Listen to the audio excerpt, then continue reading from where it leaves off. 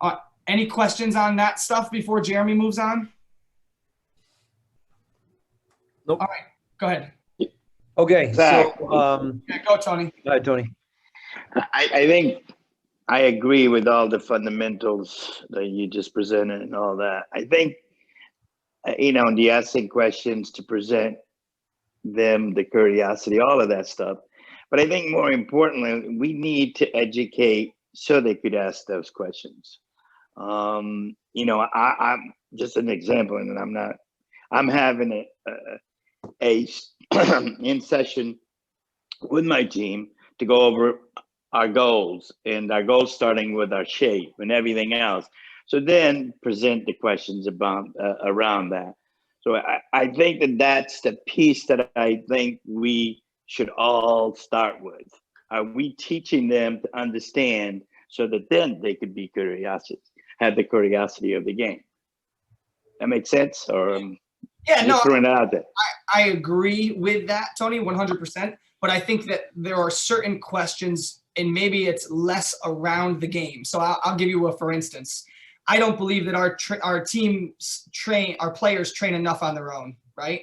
And so when I was being exploratory with some of the groups that I was training in small group trainings, I probed to get understanding on a couple of things, right? So do they love soccer, right? Simple question. Do you love soccer? Is it your favorite thing to do? If it's your favorite thing to do, how do you think you would go about improving?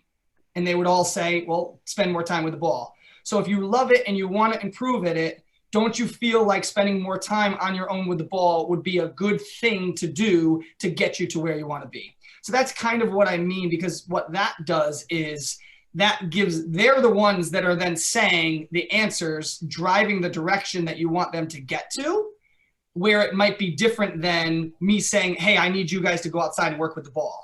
Does that make sense? The differences there that I'm trying to explore? Totally. Yeah. But I agree with you as well. Our job as coaches is to educate them. And this is why we talked about defining for them what success looks like, defining for them anything that we expect from them. And that, I think, is what you're doing in your classroom session. You're educating them in that environment. So when you ask the question later that says, hey, would you agree that you didn't defend properly by putting the initial pressure on the ball, or that you were too wide in this space and because of that we got split, and then the ownership is back to them? So you got to teach them first in that kind of environment. Cool. Okay, we're good. All right, Jeremy, go ahead. Okay, so talking about the decision-making, the five-step process in the decision-making. When we teach the decision-making process, we want to be always cognizant of the 5 steps.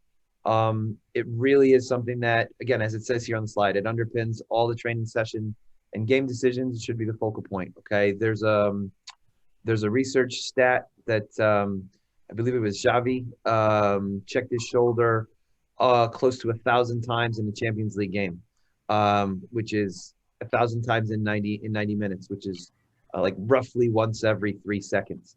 And every time he did that, he had to go through these 5 steps: the perception of seeing the field, being aware of the ball, the opponents, the teammates, and the space.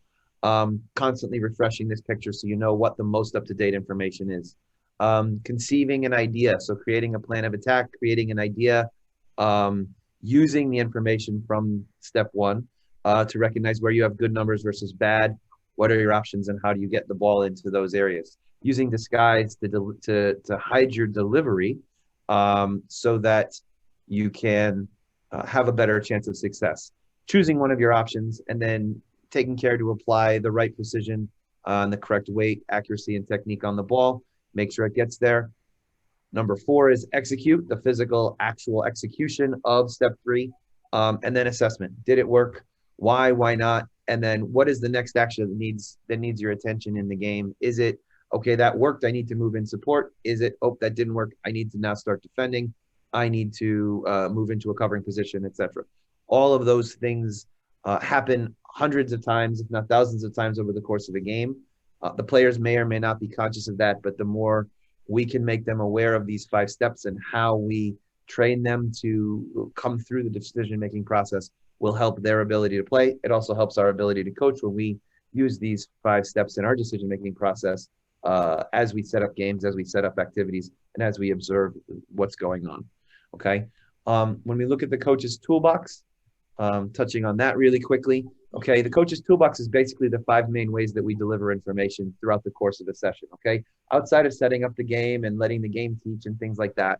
Okay, we have 5 main ways to communicate with the players once the ball is rolling. The first one is over the flow to the group, and that's just calling things out over the top. It's communicating with the group as a whole. Maybe it's coaching to an entire team versus the other team, cueing them to recognize what their options are, helping them through the decision-making process, and or helping them troubleshoot and problem solve specific issues like shape, positioning, and so on. Okay. Again, not to be confused with joysticking, which is giving them the answers and or making the decision for them. Okay. We don't want to be joysticking as we coach over the flow. We want to be asking some of those guided questions, asking some of those leading questions, and allowing players to solve those problems in the flow of the game as the game goes without the ball stopping. Over the flow to an individual, very similar to over the flow to a group, but you're just coaching a specific player. Zach, remember to check your shoulder as you're looking for that space in the midfield.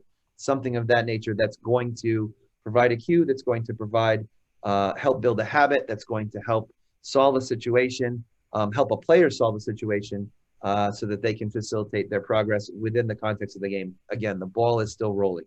One-on-one with a player, remove a player from the game keeps going, all the other players are still engaged in the game.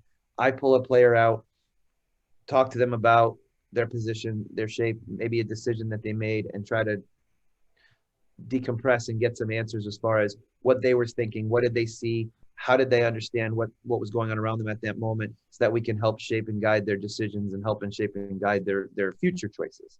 Okay. Use of natural stoppages. This is more towards, sometimes tactics and things when you want to talk to the whole group about a theme that you've seen arise over and over again. Coach the group while the ball is out of play. So, ball goes out for a throw in. While it's out, I can step in and use that as my entry point to say, okay, now it's time to let's focus on our shape in this moment, or let's focus on the decisions we made that led to the ball going out of play. How do we maybe make a correction or an adjustment so that we don't lose the ball in that situation and the game can continue once they're ready to play and I've made my point, then the game is allowed to continue. And then the freeze. And the freeze is kind of everyone's favorite. It's the one that gets used the most. And when we look at it in the coaching school, it's the one that we try to encourage everybody to use the least. How much can we give information through the methods 1 through 4 before having to resort to the freeze and stop the kids in the middle of the game? Because honestly, we all play the game. We all played the game at some point, or we still do. Who loved it when the coach shouted freeze when you were in the middle of a breakaway, right? Or so you were about to score and the coach stopped the game so that they can make a point to the defender that you just beat. Let's instead try to let the game play out and then make that point in a different way. If Billy beats me one-on-one and scores a goal, that's a great natural stoppage for the coach to make a point to me about how bad my defending was, right? That's an opportunity there to use another piece of the toolbox, give Billy the joy of success in the 1v1 and the goal, but also be able to coach me up and learn and help me get better in that situation for the future. Thanks, Jay. No problem, Billy. You beat me one-on-one anytime. I know it, so I'm not going to hide from that.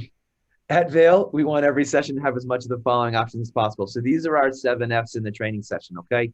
So the first one is fun. Players should be enjoying themselves, smiling. They should want to be there. We always kind of joke, we leave them wanting more. If the kids leave a session and feel like they had, oh man, I don't want to stop, man, come on, can we play for 1 or 2 more minutes? Can we play for 1 or 2 more minutes? That's a really, really good sign. That means they're enjoying themselves, they want to be there, and they're enjoying the session. Okay, the training session needs to be fast, right? It should be fast. This is both high in tempo and high energy in the session, the activities themselves, when possible, but also really the transition time. Okay, how do we minimize their standing time? How do we minimize their stoppages? How do we minimize the transition time? Okay, can we do things like, and I talk about it a little bit later, can we do things like reverse engineer our session so that we put down all of our cones beforehand? So all it is okay, all the end game cones are in red and the middle game cones are in yellow and the warm-up cones are in white. So then after the warm-up, pick up the white cones, grab a drink, and we're back on. Now we're in the yellow cones, pick up the yellow cones when that game is done, etc. And you move on and you keep everything moving fast, okay? Functional. So set up set up our exercises to flow into each other. Okay, functional training is really the interlinking of the groups of the team. So how do I incorporate my team shape into the session? How do I incorporate the system of play, the way that we want to attack or defend in the session? How do I incorporate the roles of the players or the roles of a block of the team into the session, and how do they relate to each other? So that's what functional means in this context. Okay, familiar. Teach through simple games, let the game teach. Okay, I teach